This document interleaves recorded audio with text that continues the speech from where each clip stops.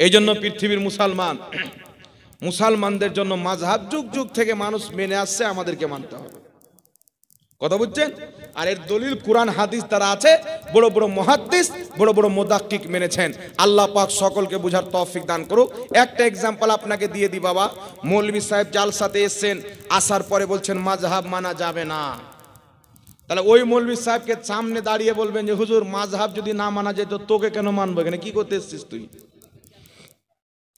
এখানে কি করতে এসেছেন? মৌলভী সাহেব বলবে আমি কুরআন হাদিসের কথা বলতে এসেছি। আর ইমাম আজম আবু হানিফা, যিনি 5 লক্ষ হাদিসের হাফিজ ছিলেন, আর সারা পৃথিবীতে যত নবীর হাদিস আছেন প্রত্যেকটা হাদিসের প্রতি তিনার নজর ছিল। সুবহানাল্লাহ বলেন। তো উনি কি কুরআন হাদিসের বাইরে কথা বলেছেন? ইমাম মালিক কুরআন হাদিসের বাইরে কথা বলেছেন? আরে যেইগুলো ইমাম 10 লক্ষ হাদিসের হাফিজ, 5 লক্ষ হাদিসের হাফিজ, 7 লক্ষ হাদিসের হাফিজ, তারা কোরআন পাকের বাইরে কথা বলেছেন, আর তুমি 2টা হাদিস পড়ে শোনাতে পারো না, আর তুমি কোরআনের মোতাবিক কথা বলবে। তোমার কথা তারাই মানবে যারা ইমানের দিক দিয়ে মূর্খ থাকবে, কোনো জ্ঞানী ব্যক্তি মানতে পারে না। কারণ সারা পৃথিবী জানে কোরআনকে বুঝে যদি হেদায়েত পেতে হয় কোরআন বুঝনে ওয়ালার কাছে বুঝতে হবে। না কি বলেন বাবা? কোরআন বুঝনে ওয়ালার কাজ বুঝতে হবে। এখন একজন ব্যক্তি যদি ম্যাথমেটিক্স পড়ে তাহলে ম্যাথের টিচারের কাছে যেতে হবে। কেউ যদি গণিত পড়ে গণিতের টিচারের কাছে তার মা বাপ তাকে টিউশন দেয়। এমনও ছেলে আছে আমি দেখেছি একদিনে 8টা টিউশন করে, 24 ঘন্টাতে 8টা টিউশন করে। মা বাবা বলছে বেটা টিউশন করো 8টা, বেটা বলছে মা কিসের টিউশন করবো? বলছে ইংলিশের করো, ইংলিশের মাস্টারের কাজ। তো বেটা বলছে ইংলিশের বই তো আমার কাছে আছে, তো মাস্টারের কাছে যাওয়ার দরকার কি? তো মা বাবা বলছে বেটা বই তো আছে, কিন্তু বইটা যে তুই বুঝে নিবি এত তোর ক্ষমতা নাই। বিজ্ঞানের গণিতের কিতাব তো আছে, ম্যাথমেটিক্সের কিতাব তো আছে, জিওগ্রাফির কিতাব তো আছে, সব কিতাব আছে, কিন্তু আলাদা আলাদা কিতাবের একটা করে আমাকে টিউশন লাগানো হচ্ছে মাস্টারের কাজ। কারণ কিতাব থাকলে মানুষ বুঝে নিবে, এটা সম্ভব নয়। যদি সম্ভব হতো স্কুলের প্রয়োজন পড়তো না, কলেজের প্রয়োজন পড়তো না, মাস্টারের প্রয়োজন পড়তো না। কিতাব কিনে বাড়িতে বসে বসে ইঞ্জিনিয়ার হয়ে যেত, মাস্টার হয়ে যেত। এই পৃথিবীর মুসলমান, আল্লাহ আপনাকে কি এতটুকু জ্ঞান দেয়নি? দুনিয়ার কোন সাবজেক্ট যদি শিক্ষক ছাড়া না বোঝা যায়, মহান রব্বুল আলামিনের কিতাব আমার আপনার মতো ব্যক্তি শিক্ষক ছাড়া কি করে বুঝতে পারে? ওটা তো আল্লাহর কিতাব। যেই কিতাবকে বুঝতে গেলে একটা দুটা ইলমের প্রয়োজন নয়, মুস্তাহিদ হওয়া শর্ত। কোন ব্যক্তি যদি 3 লক্ষ হাদিস মুখস্থ জানে আর তার মধ্যে ইজতিহাদ করার যদি ক্ষমতা না থাকে, তাকেও কোনো মাযহাবের তাকলিদ করতে হবে, তারও প্রতি ওয়াজিব। আর নচেত আপনি ঘোড়া চালিয়ে ডাইরেক্ট যদি 4 চাক্কা বা ট্রেনের ড্রাইভার হয়ে যান তাহলে আপনি অ্যাক্সিডেন্ট করবে, এটা তো কনফার্ম। আর অ্যাক্সিডেন্ট করলে তো জাহান্নাম যেতে হবে। এই জন্য বাবা আমরা মাযহাব মানে পৃথিবীতে মাযহাবের বাইরে কেউ নাই, মাযহাবের বাইরে কেউ নাই। আপনাদের ভাগবানগুলার একটা ছেলে আমাকে ফোন করে বলছেন হুজুর বাংলাদেশের একটা মৌলবি বলছেন যে স্প্রাইট খাওয়া হারাম। এটা আলাদা কথা যে ওই মৌলবি নিজে খাচ্ছে, ওই ফটো ভাইরাল আছে। বলছে মৌলবি সাহেব বলেছেন স্প্রাইট খাওয়া হারাম, ওই দলের মৌলবি আরেকজন বলছে স্প্রাইট খাওয়া জায়েজ। এটা শরাবের অন্তর্ভুক্ত, মদের অন্তর্ভুক্ত নাই। তো হুজুর কারটা মানবো, কারটা মানবো? তো একটা বাড়িতে 2টো ভাই আছে, একজনের ফাতোয়া শুনে স্প্রাইট খাচ্ছে, আর এক ভাই একজনের ফাতোয়া শুনে ছেড়ে দিয়েছে। আর এই 2 ভাইকে যদি জিজ্ঞাসা করেন এরা বলবে আমরা এই আবু হানিফার মাযহাব মানবো না। এবার বাংলাদেশের কাযযাবের মাযহাব মেনে স্প্রাইট খাওয়া বাদ দিয়ে দিয়েছে। চিন্তা করেন, আবু হানিফার মাযহাব মানবে না, যিনি 17 জন তাবিকে মাথার চোখে দেখেছেন, যিনি 5 লক্ষ হাদিসের হাফিজ, জিনার ব্যাপারে ইমাম শাফি রাহমাতুল্লাহ আলাইহি বলছেন কোরআন হাদিস বুঝার দিক দিয়ে আমি ইমাম শাফি আবু হানিফার নিজেকে শিষ্য মনে করি। জোরে বল সুবহানাল্লাহ।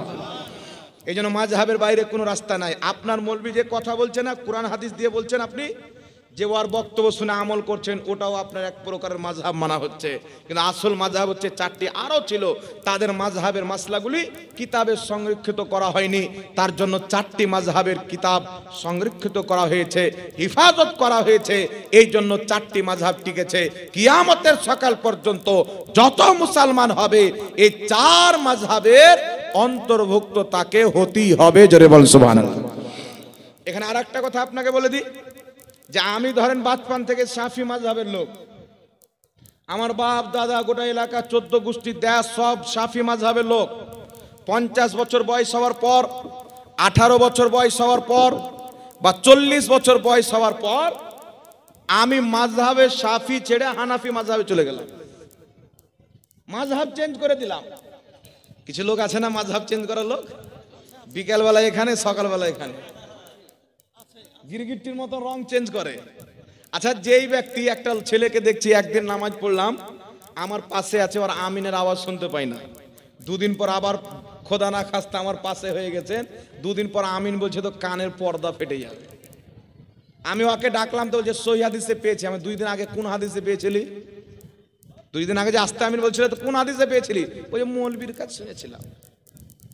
তখন ওর সামনে আমি যখন সহি হাদিস খুলে দিলাম, নবী পাক আস্তে আমিন বলেছেন, নবী পাক জোরেও আমিন বলেছেন। তবে আস্তে আমিন বলা আর জোরে আমিন বলার মধ্যে একটা রিজন আছে।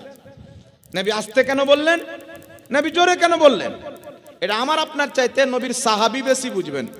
আজ থেকে 1250 বছর পূর্বে লেখা কিতাব আল কুনা ওয়াল আসমা, হাদিসের কিতাব, সৌদি আরব রিয়াজ থেকে প্রকাশিত।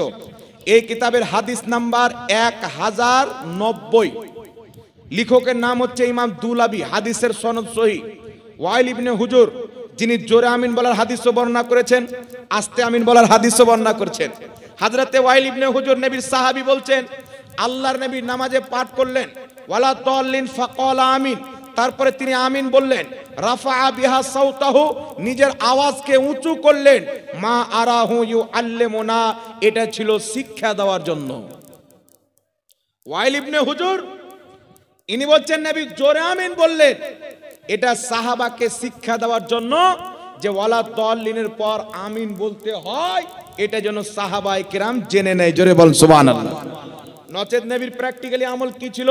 মুসনাদে আহমদের মধ্যে সহিহ হাদিস, হাকিম আল মুস্তাদরাকের মধ্যে সহিহ হাদিস, একই সাহাবী ওয়াইল ইবনে হুজুর বর্ণনা করছেন, কারাআন নবী সাল্লাল্লাহু আলাইহি ওয়াসাল্লাম গায়রিল মাগদুবি আলাইহিম ওয়ালাদ-দাল্লিন ফাকালা আমিন খাফাদা বিহা সাউতাহু, আল্লাহর নবী নামাজে ওয়ালা দাল্লিন পাঠ করলেন, তারপরে আমিন বললেন, খাফাদা বিহা সাউতাহু, নিজের আওয়াজকে আস্তে রাখলেন, আস্তে আমিন বললেন। জোরে বল সুবহানাল্লাহ। ইমাম হাকিম বলছেন, হাযা হাদিসুন সহিহুল ইসনাদ, নবী আস্তে আমিন বলেছেন, এর সনদ সহিহ। নবী জোরে আমিন বলেছেন, এটাও হাদিসে আছে। সাহাবী রাসূল বলছেন, জোরে আমিনটা ছিল শিক্ষা দেওয়ার জন্য, আস্তে আমিনটা ছিল প্র্যাকটিক্যালি আমল। প্র্যাকটিক্যালি আমল নবীর সুন্নাত হয়। জোরে বল সুবহানাল্লাহ। এজন্য যেটা নবীর প্র্যাকটিক্যালি আমল, সেটার উপরে আমল করতে হবে, হাদিস থাকলে হবে না। নচেত নবী পাকের হাদিস আছে সহিহ মুসলিমে, কুরবানির মাংস 3 দিন পর্যন্ত রাখো। আপনি এখন কতদিন রাখেন? আমাদের ঝাড়খণ্ডে তো ঠিকঠাক কারেন্ট থাকে না, কুরবানি অবধি কোনো রকম ঠেকাইতে পারা যায়। এবার আমাদের দিকে 12ই রবিউল আউয়ালের জুলুস করে বাংলাতে ঢুকছি, দক্ষিণ 24 পরগনায় তো মাংস খেতে দিচ্ছে তো কুরবানি কুরবানি সেন্ট। কোথায় কুরবানি আর কোথায় নবী দিবস? আমি জিজ্ঞাসা করলাম, এই বকরিটা এই গরুটা মনে হয় এক সপ্তাহ আগে জবাই করেছে। হুজুর 1 সপ্তাহ আগে লয় কুরবানির মাংস। একটা আর তাজ্জুবের কথা বলি আপনাকে, হরিহরপাড়া থানায় রমজান মাসে কুরবানির মাংস খেয়েছি। চিন্তা করেন, ও আবার কি জাদু দিয়ে রেখেছে আল্লাহ জানে। তো এতদিন পর্যন্ত রাখেন, কিন্তু হাদিস তো কি আছে, 3 দিন অবধি রাখো। কিন্তু আরো হাদিস আছে, রাসূল পরবর্তী বলেছেন যতদিন পারবে ততদিন রাখো। তাহলে পূর্বের হাদিসটা কি হয়ে যাবে? মানসুখ হয়ে যাবে। তো হাদিসই সামনে রেখে দিলে আপনি বলেন এই হাদিসে পেয়ে গেছি। না বাবা, কোনটা হাদিস নাসিক, কোনটা মানসুখ, কোনটা আমলযোগ্য, কোনটার প্রতি আমল করা যাবে না, আবু হানিফা, ইমাম শাফি, ইমাম মালিক, ইমাম আহমদ বিন হাম্বলের চাইতে বেশি পৃথিবীর কেউ বুঝে না। বলেন সুবহানাল্লাহ। ইনাদের চাইতে বেশি কেউ বুঝে না। এই জন্য ইনাদের বুঝকে মানার নাম হচ্ছে মাযহাব, মানে আল্লাহ বুঝার তৌফিক দান করুক। এইবার চলে আসেন বিরাদর ইসলাম, একটা মাসলা আপনাদের সম্মুখে আর বলে দিই। মাসলাটা হচ্ছে, আমি নিজে যখন নামাজ পড়ি তো তাকবীরে তাহরিমা বাঁধার পর সূরা ফাতিহা পড়ি, অন্য সূরা পড়ি, সানা পড়ি, তাউজ পড়ি, রুকু সাজদা করি। তো রুকুতে যখন যাব বা আসব, দ্বিতীয়বার কিন্তু আমি হাত উত্তোলন করি না, যাকে আরবিতে বলা হয় রাফা ইয়াদাইন, বাংলাতে বলা হয় হাত উত্তোলন করা, আর কিছু লোক রাগে বলে হাত ঝাড়োয়া, কয়েকটি এর নাম আছে।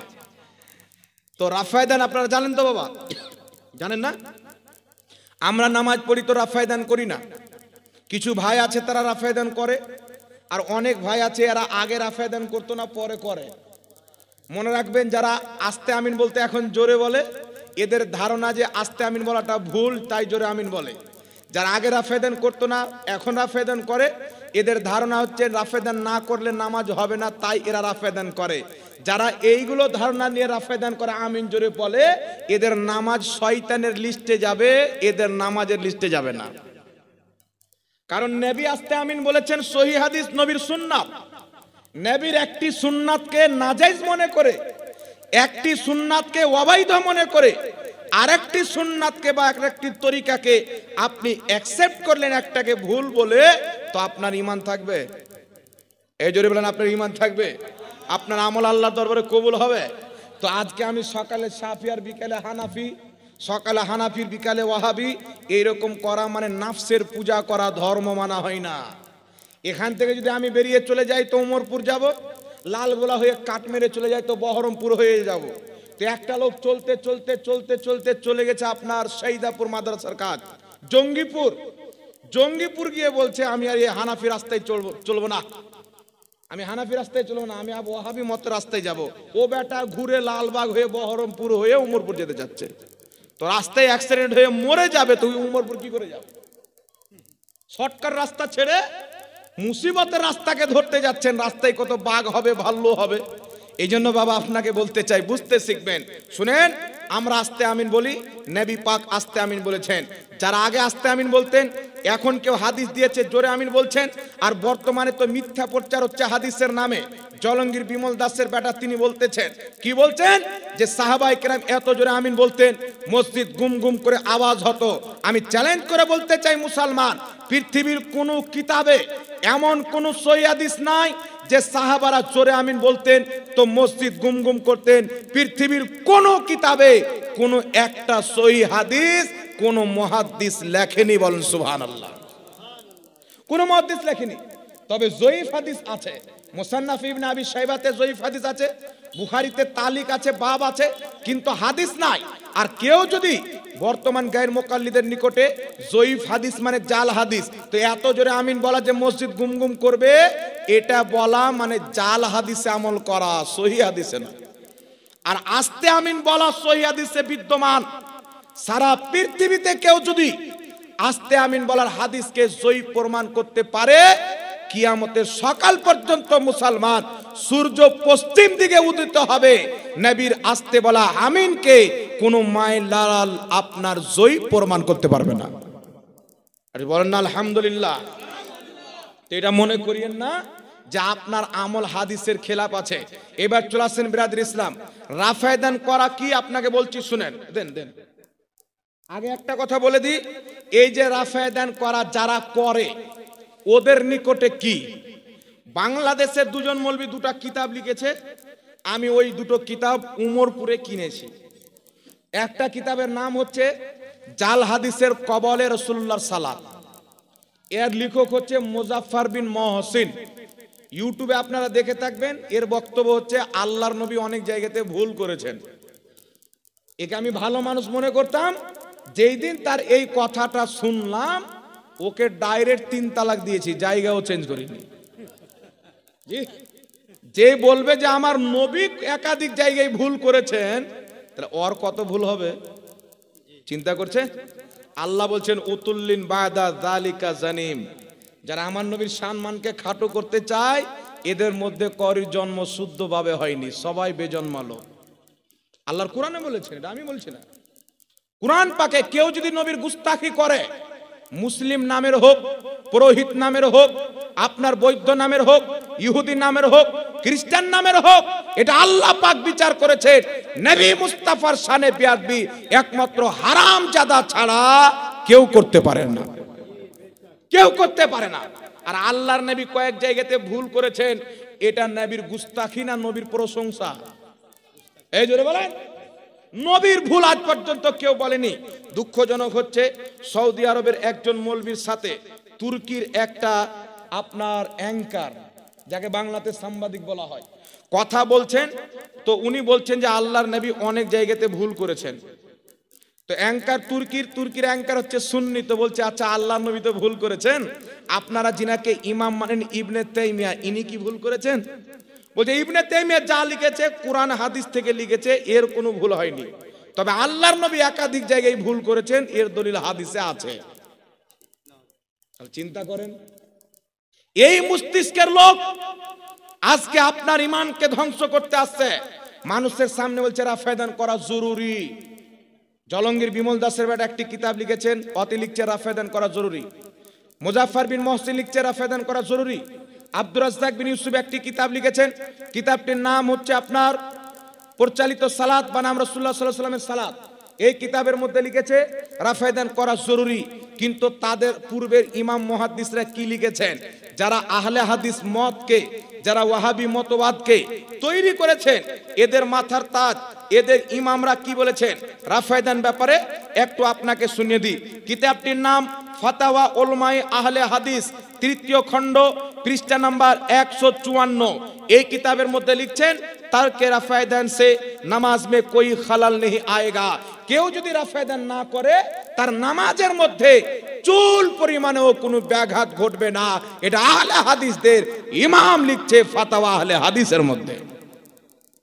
শুধু তাই নয়, তারপরে চলে আসেন আর এক জায়গা ফাতাওয়া উলামায়ে আহলে হাদিস, তৃতীয় খণ্ড, 154 পৃষ্ঠার একই জায়গায় নিচের দিকে লিখতেছেন রাফেদান মুস্তাহাব হ্যায়। বলছেন রাফেদান করা মুস্তাহাব, ভালো করলে ভালো, না করলে কোনো অসুবিধা নাই। আর এরা লিখছে জরুরি। এদের ইমাম লিখছে করলে ভালো, না করলে কোনো সমস্যা নাই। এদের ইমাম লিখছে কেউ যদি না করে তার নামাজে চুল পরিমাণে কোনো ব্যাঘাত ঘটবে না। আর এরা লিখছে জরুরি, মানে ফরজ করতে হবে। আর যেটা জরুরি নয় ওটাকে জরুরি বানিয়ে নেওয়া হচ্ছে বিদআত। একমাত্র ফরজ বানানোর মালিক, জরুরি বানানোর মালিক আল্লাহ, আল্লাহর রাসূল ছাড়া পৃথিবীতে কেউ নাই মুসলমান। তারপরে চলে আসেন আরেকটি কিতাব, কিতাবটির নাম হচ্ছে হাদিয়াতুল মাহদি, লেখকের নাম হচ্ছে ওয়াহিদুজ্জামা, আহলে হাদিস ভাইদের গ্রহণযোগ্য কিতাব। এই কিতাবের মধ্যে লিখছেন রাফেদান সে মানে কি মিসাল ফাতিহা ওয়া মাহফিলে মিলাদ সে মানা কি তারা है। বলছে যেমন ফাতিহা মিলাদ করলে নেকি, না করলে গুনাহ নাই, তেমন হচ্ছে রাফেদান করলে ভালো, না করলে কোনো সমস্যা নাই, মানে জরুরি নয়, এটা আমি বুঝাতে যাচ্ছি। তারপরে চলে আসেন কিতাবটির নাম ফাতাওয়া উলামায়ে আহলে হাদিস, তৃতীয় খণ্ড, 121 নম্বর পৃষ্ঠা লিখছেন রাফেদান করনা না করনা বরাবর है। রাফেদান করা না করা বরাবর, রাফেদান করা না করা বরাবর, কোনো সমস্যা নাই। তারপরে শুধু তাই নাই মুসলমান, আরেকটি কিতাব, কিতাবটির নাম হলো উরফুল জাদি, লেখকের নাম নওয়াব সিদ্দিক হাসান খা ভোপালি, আহলে হাদিসদের মাথার তাজ। ভারতের মাটিতে একটি জায়গা আছে ভোপাল, এই ভোপালে আহলে হাদিসরা এর টাইলস লাগিয়ে তাজমহলের মতো করে মাজার বানিয়ে রেখেছে। এরা বলছে আল্লাহর ওলিদের মাজার ভেঙে দাও, ওর আব্বার মাজার ভোপালে বানিয়ে রেখেছে। চিন্তা করছেন? এরা লিখেছেন ওই কিতাবের মধ্যে নওয়াব সিদ্দিক হাসান ভোপালি কি লিখছেন, তারকে রাফেদান पर कोई मलामत नहीं, রাফেদান না করলে কোনো সমস্যা নাই। জোরে বলেন সুবহানাল্লাহ। শুধু তাই নয় বিরাদর ইসলাম, আরেকটি কিতাব চলে আসেন ফাতাওয়া সানাইয়া। ফাতাওয়া সানাইয়ার মধ্যে আহলে হাদিসের ইমাম প্রথম খণ্ড, ফাতাওয়া সানাইয়ার প্রথম খণ্ড আপনার 206 পৃষ্ঠার মধ্যে লিখছেন তারকে রাফেদান তারকে সুন্নাত নেহি তারকে সওয়াব হে। রাফেদানকে না করা এটা সুন্নাতকে ছাড়া হয় না, বরং একটু নেকিকে ছাড়া হয়। বলছে রাফেদান করলে একটু বেশি নেকি মিলবে, তবে সুন্নাত নয়। কথা বুঝছেন? তারপরে চলে আসেন, তারপরে কিতাবটির নাম কি? কিতাবটির নাম হচ্ছে আপনার তালিকাতে সালফিয়া, আতাউল্লাহ হানিফ গায়র মুকাল্লিদ, প্রথম খণ্ড 102 পৃষ্ঠার মধ্যে লিখছেন, কি লিখছেন? দোনো আমাল জায়েজ হ্যায়, বুঝে রাফেদান করাও জায়েজ, না করাও জায়েজ। কে লিখছে এগুলো? যারা রাফেদান করিয়ে মসজিদে দ্বন্দ্ব লাগাচ্ছে এদের ইমামরা লিখছে রাফেদান করা না করাতে কোনো সমস্যা নাই।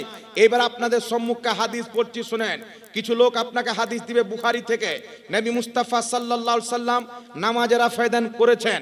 হযরতে আব্দুল্লাহ ইবনে উমর বর্ণনা করছেন, আল্লাহর নবী রুকুতে যেদিন রাফেদান করতেন, রুকু থেকে উঠতেন রাফেদান করতেন। তাহলে হাদিস বাইরা বলে বুখারীতে হাদিস, তাই আমরা রুকুতে যাই রাফেদান করি, রুকু থেকে উঠি তো রাফেদান করি। নবী যখন করেছেন তো এটা সুন্নাত। কিন্তু এ জানে না নবী যেটা কখনো করেছেন কখনো ছেড়ে দিয়েছেন, এটা মুস্তাহাব হয়, সুন্নাত হয় না। কথা বুঝতে পারছেন? তারপরে চলে আসেন, আরো তারা অনেক হাদিস পেশ করবে। আমি একটি হাদিস আপনাকে বলি, আবু দাউদ শরীফের মধ্যে সহিহ হাদিস। আল্লাহর নবী মুস্তাফা রুকুতে গেছেন রাফেদান করেছেন, রুকু থেকে উঠেছেন রাফেদান করেছেন, সাজদাতে গেছেন রাফেদান করেছেন, সাজদা থেকে উঠেছেন রাফেদান করেছেন। এখন যারা আহলে হাদিস ভাই রাফেদান করে এদেরকে জিজ্ঞাসা করেন, তোমরা রুকুর টাইমে করো, সাজদার টাইমে কেন করো না? এটাও তো সহিহ হাদিস। তারা উত্তরে বলছে কি, হুজুর সাজদাটা নবী পরে ছেড়ে দিয়েছিলেন তাই আমরা ছেড়ে দিয়েছি। তো আমাদের উত্তর হলো রুকুটাও নবী পরে ছেড়ে দিয়েছিলেন তাই আমরা দুটোই ছেড়ে দিয়েছি। কথা বুঝতে পারলেন কি বলেন না বাবা? এবার বুখারীতে হাদিস কি, নবী রাফেদান করেছেন তাই আব্দুল্লাহ ইবনে উমর নবীকে দেখেছেন, তিনিও রাফেদান করেছেন, বুখারীতে হাদিস। কিন্তু পরবর্তীতে নবী যখন রাফেদান ছেড়েছেন আব্দুল্লাহ ইবনে উমরও রাফেদান ছেড়ে দিয়েছেন। সুবহানাল্লাহ বলা। এখন কয়েকটি হাদিস আপনার সম্মুখে পেশ করছি। এখন তো হাদিসের আগে হাদিসের নাম্বার দিতে হয়। কিতাবটির নাম শারহে মাআনিল আসার, হাদিস নাম্বার 1389। কিতাবটির নাম শারহ মুশকিলিল আসার, হাদিস নাম্বার 5826। কিতাবটির নাম নুখাবুল আফকার, চতুর্থ খণ্ড 163 নাম্বার পৃষ্ঠা। এই হাদিস, এই কিতাবের মধ্যে হাদিসটি বর্ণিত। হযরতে আব্দুল্লাহ ইবনে মাসউদ রাদিয়াল্লাহু তাআলা আনহু মুজতাহিদ তবকার সাহাবী, সাহাবীর মধ্যে সবচাইতে বেশি জ্ঞানী, ইনি বলছেন, আমি নবী পাকের সঙ্গে নামাজ পড়েছি, রাসূলুল্লাহর সাথে নামাজ আদায় করেছি। আল্লাহর নবী তাকবীরে তাহরিমা ব্যতীত সুম্মা লা ইয়াউদ, আর পূর্ণ নামাজে কোথাও হাত উত্তোলন করতেন না। জোরে বলেন সুবহানাল্লাহ। আল্লাহর নবী তাকবীরে তাহরিমা ছাড়া আর দ্বিতীয় কোথাও হাত উত্তোলন করতেন না। ইমাম বদরুদ্দিন আইনি নুখাবুল আফকার, চতুর্থ খণ্ড 163 পৃষ্ঠার মধ্যে বলছেন, লাহু ইসনাদানে সহিহান, এই হাদিসটি দুটি সহিহ সনদে বর্ণিত হয়েছেন। তারপর আরেকটি হাদিস শুনেন বিরাদ ইসলাম। অনেক লোক বলে হুজুর 6টি সহিহ হাদিসের মধ্যে আছে। মনে রাখবেন, নবী মুস্তাফার হাদিস বুখারীতে আসলে যেমন সম্মান, অন্য কিতাবে আসলে তেমনই সম্মান। যদি নবীর হাদিস হয়, যদি একটা সাদা কাগজে নবীর হাদিস লেখা থাকে, বুখারীর হাদিসের যতটুকু সম্মান ওই সাদা কাগজের হাদিসেরও ততটুকু সম্মান। এটা নয় যে ইমাম বুখারী লিখেছেন তো নবীর হাদিসের সম্মান বেড়ে গেল। ইমাম বুখারী আমার নবীর হাদিস লিখেছেন বলে ইমাম বুখারীর কিতাবের সম্মান বেড়েছে। সুবহানাল্লাহ বলেন না? উনি যিনি কোনো রাজার কথা লিখতেন, বাদশার কথা লিখতেন, তাহলে কি আমরা বুখারী শরীফ বলতাম? এই জোরে বলেন, বুখারী শরীফ বলতাম? এই জন্য বিরাদর ইসলাম শুনেন, কিতাবটির নাম হচ্ছে তিরমিজি শরীফ। এই তিরমিজি শরীফের মধ্যে হাদিসটি লিপিবদ্ধ রয়েছেন। তিরমিজি শরীফ হাদিস নাম্বার 257, মুসনাদ আহমদ হাদিস নাম্বার 3681, মুসনাদ ইবনে আবি মুসান্নাফ ইবনে আবি শাইবা হাদিস নাম্বার 323, সুনানুল কুবরা লিল বাইহাকি, আপনার সুনানুল কুবরা লিন নাসাই হাদিস নাম্বার 649। হাদিসটি কি? হযরতে আলকামা রাদিয়াল্লাহু তাআলা আনহু বর্ণনা করছেন, হযরতে আব্দুল্লাহ ইবনে মাসউদ রাদিয়াল্লাহু তাআলা আনহু বলেছেন যে রাসূল পাক সাল্লাল্লাহু আলাইহি সাল্লাম নামাজে মাত্র একবার হাত উত্তোলন করতেন তাকবীরের টাইম, আর কোথাও হাত উত্তোলন করতেন না। জোরে বলতে হবে সুবহানাল্লাহ। এখন এই হাদিসটা সহিহ না জয়ীফ? তিরমিজি শরীফ হাদিস নাম্বার 257 খুলেন, আহলে হাদিস ভাইদের অ্যাপস আল হাদিস অ্যাপস এর মধ্যে লেখা আছে সহিহ হাদিস।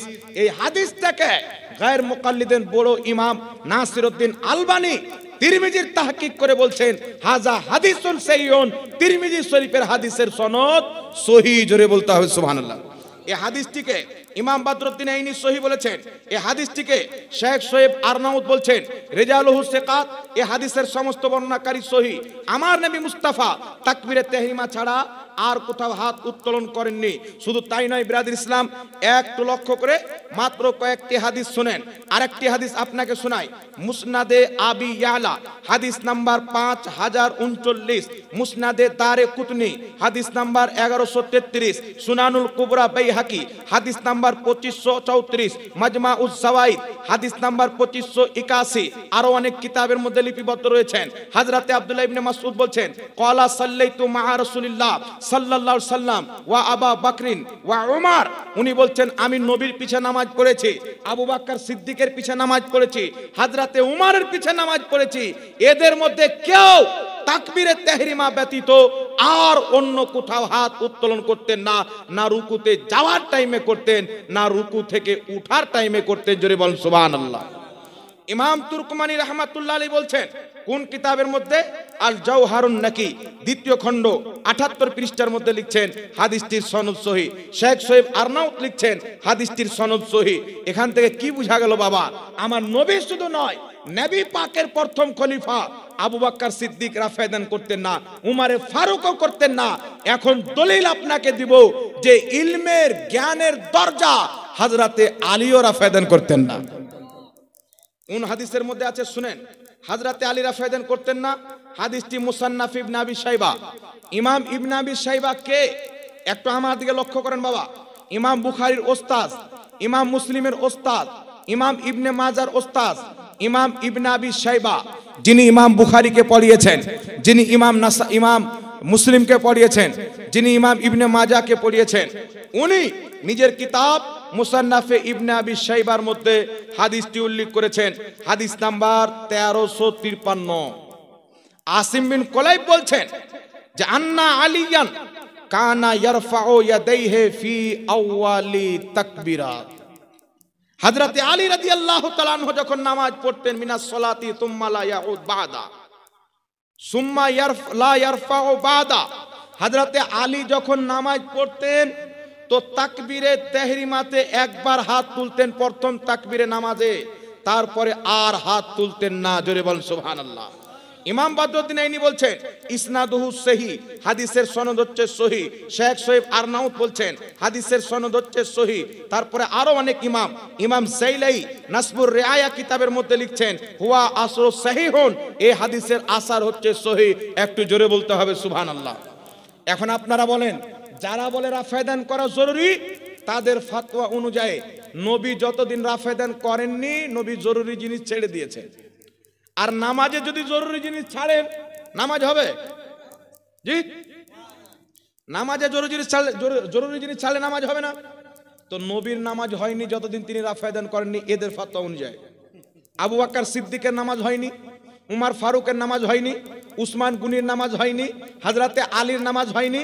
এমন কি যে আব্দুল্লাহ ইবনে উমর, যিনি বুখারীতে বর্ণনা করেছেন যে নবী রাফায়দান করেছেন, এই আব্দুল্লাহ ইবনে উমরের সহিহ হাদিস মুসান্নাফে ইবনে আবি শাইবার মধ্যে হাদিস নাম্বার 2452। হযরতে মুজাহিদ বলছেন আব্দুল্লাহ ইবনে উমর নামাজ পড়তেন তাকবীরে তাহরিমা ছাড়া রাফায়দান করতেন না। জোরে বলেন সুবহানাল্লাহ। তো নবী পূর্বে রাফায়দান করেছেন, পরে নবী রাফায়দান করা ছেড়ে দিয়েছেন।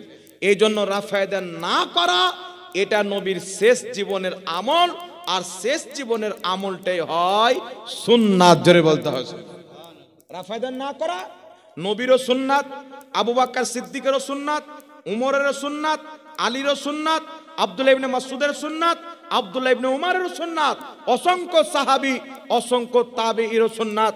এই জন্য ইমাম তিরমিজি হাদিসটির নিচে লিখতেছেন নবী পাকের অসংখ্য জ্ঞানীগুণী সাহাবী এবং জ্ঞানীগুণী তাবেঈ তাকবীরে তাহরিমা ব্যতীত আর রাফায়দান করতেন না। তাই যারা মনে করে রাফায়দান না করলে নামাজ হবে না, এরা নবীর শরীয়তকে অপেক্ষা করে দুনিয়াদারের শরীয়তকে মানে, এরাই হচ্ছে পথভ্রষ্ট। আল্লাহ হেদায়েত দান করুক। সকলে পড়ুন আল্লাহুম্মা আমিন। একবার দুরূদ শরীফ পাঠ করুন। আল্লাহুম্মা সাল্লি আলা সাইয়্যিদিনা মাওলানা মুহাম্মদ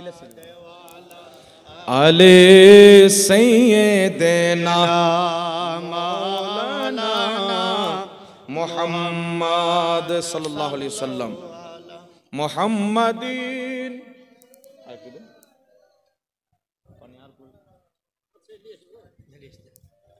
से निकालो पाक नामे मोहम्मद हरदम ज़बान से निकालो शफीना মোহাম্মদ সাল্লাল্লাহু তাআলা আলাইহি ওয়াসাল্লাম। কয়েকটি প্রশ্ন এসেছে আমাদের, প্রশ্নটির উত্তর দিয়ে দিই, তারপরে কয়েকটি মাসলার কথা আপনাদেরকে বলবো। এরি বাপ রে বাপ, আজকে মনে হয় বাড়ি যাওয়া হল না নাকি?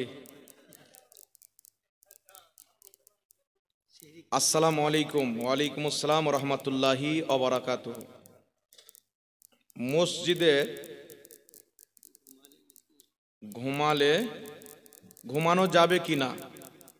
মসজিদে মুতাকিব ছাড়া যারা ইতিকাফ থাকে অন্য কোনো ব্যক্তির জন্য ঘুমানো যাবে না।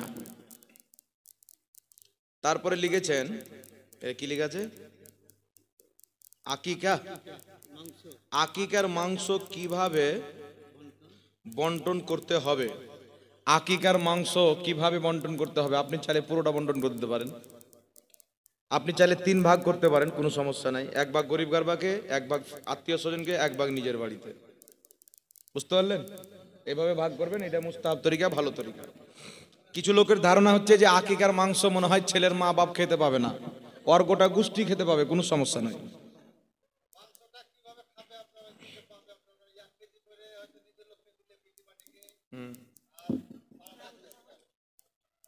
বলেন।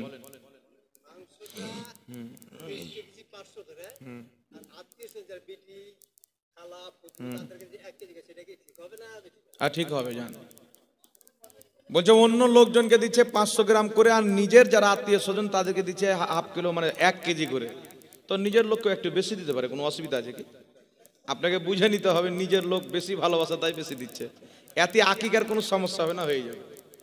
তারপর লেখা আছে কুরআনে খাস কি আছে? এটা কি লেখা আছে?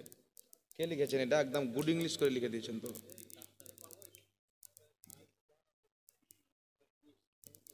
কোথায়? কবরস্থানে নাকি? আচ্ছা দেখেন,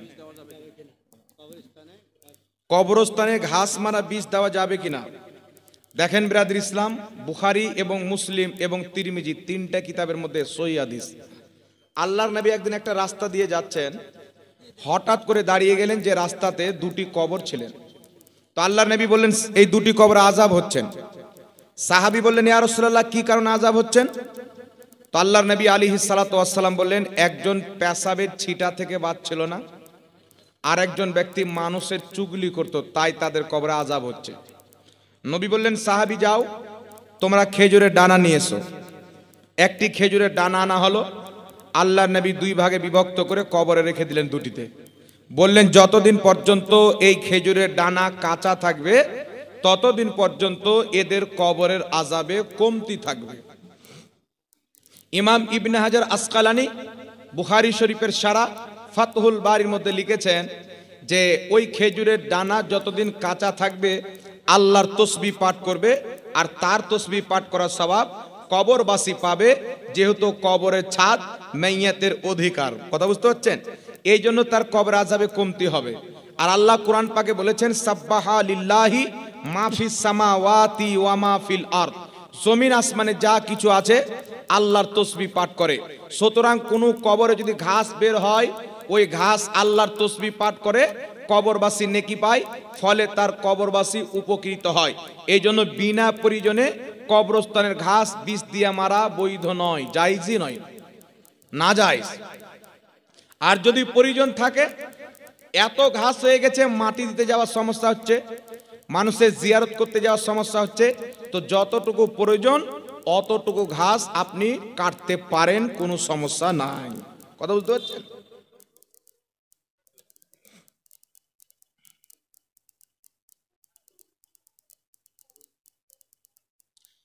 শিরকের বিষয়ে কিছু বলবেন।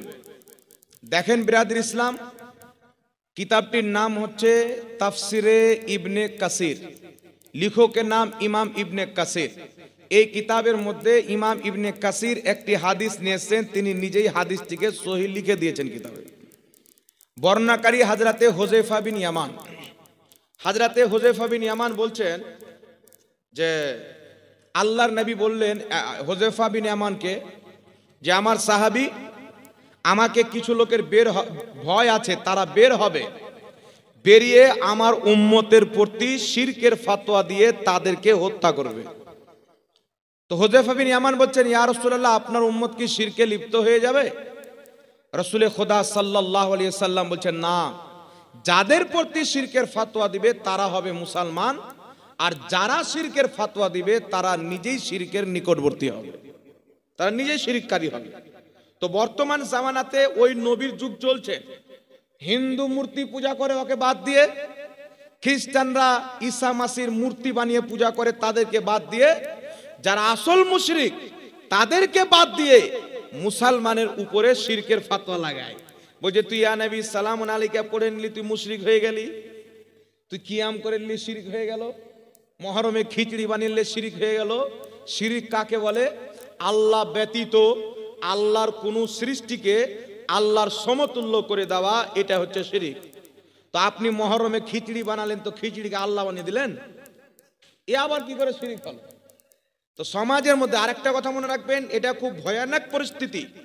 রাসূলে পাক বলছেন, যদি কোনো ব্যক্তি কাউকে কাফির বলে, আর সেই ব্যক্তি যদি কাফির না হয়, যে কাফির বলেছে সে নিজে কাফির, তার বউ তালাক।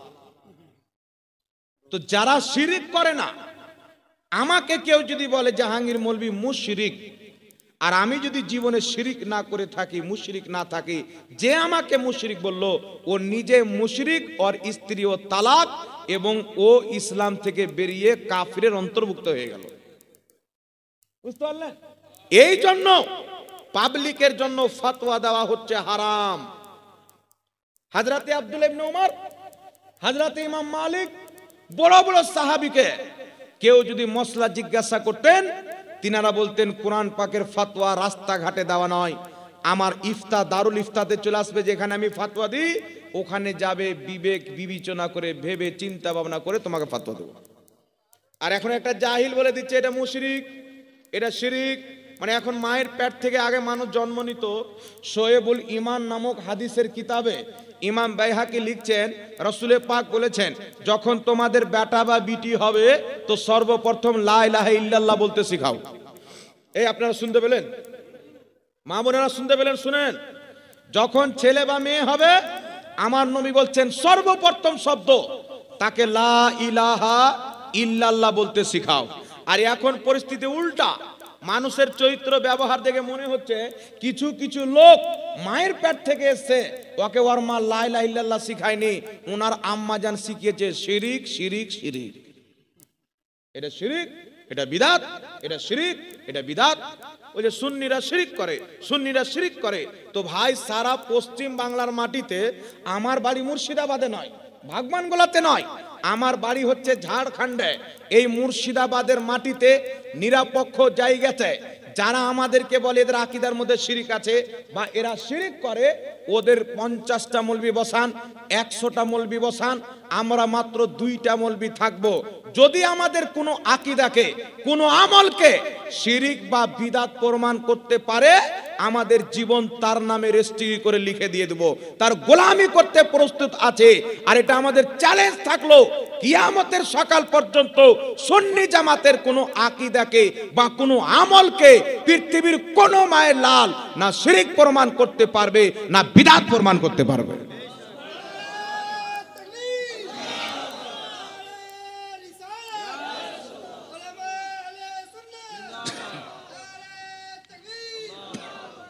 এই জন্য বাংলাদেশ গিয়ে চ্যালেঞ্জ দেওয়া সহজ। ভারতের মৌলবীর সামনে বসে যাক, কসম খোদার বলি, যদি আমাদের কেউ যেগুলোকে বিদাত বলে, এইগুলো তাদের কিতাব থেকে প্রমাণ করে তাদেরকে বিদাতি সাব্যস্ত না করতে পারি, তো বাংলার মাটিতে চেহারা দেখাবো না। এই জন্য খবরদার বিরাদর ইসলাম। আমার ইমাম 150 বছর পূর্বে বলেছিলেন, সুনা জঙ্গল রাত আঁধেরি, ছাই বদলি কালি হ্যায়, সোনে ওয়ালো জাগতে রহিও, চোরো কি রখওয়ালি হ্যায়। বর্তমানে চোর চতুর সাইডে টুপি দাড়ি জুব্বা লাগিয়ে মৌলবি সাজিয়ে স্কলার সেজে ঘুরে বেড়াচ্ছে, একমাত্র আপনার ইমানকে লুটার জন্য, ইমান চুরি করার জন্য। আর সবচাইতে বেশি শিরকের ভূত চেপেছে কার উপরে? আহলে হাদিস আর দেওবন্দির উপরে। আর দেওবন্দিরা নিজের কিতাব আল জামিয়াত কা শাইখুল ইসলাম নাম্বারের মধ্যে হুসেন আহমদ মাদনীর ব্যাপারে লিখছে যে হুসেন আহমদ মাদনী খোদা ছিল। ওদের মৌলবীকে খোদা লিখছে, আর চাইতে বড় শিরক কি হতে পারে? আর আহলে হাদিস কি লিখছে শুনেন, আহলে হাদিসের সব চাইতে হিন্দুস্তান, বাংলাদেশ, পাকিস্তানের মধ্যে সব চাইতে বড় ইমাম সিদ্দিক হাসান ভোপালী নিজের কিতাব খায়রাতুল খায়রাত, আমরা ইয়া নবী সালামুন আলাইহি পড়লে বলে বিদাত। হুসেন আহমদ মাদনী লিখছে লা ইলাহা ইল্লাল্লাহ শয়তান আলাইহিস সালাতু ওয়াস সালাম। চিন্তা করছেন, শয়তানের পড়তে দুরুদও পড়ছে, সালামও পড়ছে, ও পাক্কা মুসলমান। আর আমরা নবীর ব্যাপারে ইয়া নবী সালামুন আলাইহি পড়লে আমরা নাকি বিদাতি। তো একবার সামনে চলেছে বেটা মা কা দুধ পিয়া है तो सारी दुनिया जान जाएगी कि कौन बिदाती है और कौन सुन्नती है। আর এখানে অনেক ভাই আছেন, একটা বই আছে তারাবির 8 রাকাতের পক্ষে একটা বই লিখেছেন আপনার জলঙ্গীর বিমল দাসের বেটা। ওই বইয়ের প্রথম পৃষ্ঠাতে উনি খুতবার পর যে দুরুদ সালাম লিখেছে, আমার দিকে লক্ষ্য করেন, ওই যে আপনার বিমল দাসের বেটা খুতবার পরে যে দুরুদ সালামটা লিখেছে 8 রাকাত তারাবির ব্যাপারে যে কিতাবটা লিখেছে বাংলায়, ওই দুরুদ আর ওই সালাম পৃথিবীর কোন হাদিসের কিতাব নাই, ও বাড়িতে জলঙ্গি থানার পাশে বসে বসে বানিয়ে লিখেছে। তো ও যদি দুরুদ বানায় তো সুন্নাত, আর কোন মুহাদ্দিসের বানানো থাকে তো এটা বিদআত। শরীয়ত আর বাপের গলার ঘাটাই, শরীয়ত কওয়ার বাবার জমি, শরীয়ত যেটা তোমার জন্য, শরীয়ত সেটা আমার জন্য। আর একটা কথা ডাঙ্কার চোটে বলছি মুসলমান, এখানে তো আপনারা হয়তো কয়েকশো লোক শুনছেন, এই সোশ্যাল মিডিয়ার মাধ্যমে সারা পৃথিবীর লোক, লক্ষ লক্ষ লোক আমার বক্তব্য শুনবে।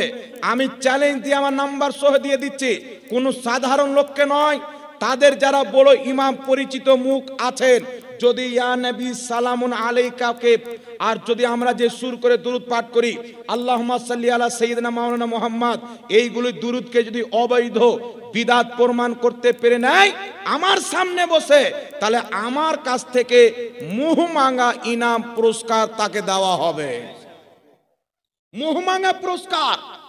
আর আমি যদি জায়েজ প্রমাণ করে দিই, পুরস্কারের প্রয়োজন নয়, সচ্চা দিলে তওবা করে মানতে হবে দুনিয়াতে একটি জামাত সঠিক, আহলে সুন্নাত ওয়াল জামাত, সুন্নি জামাত।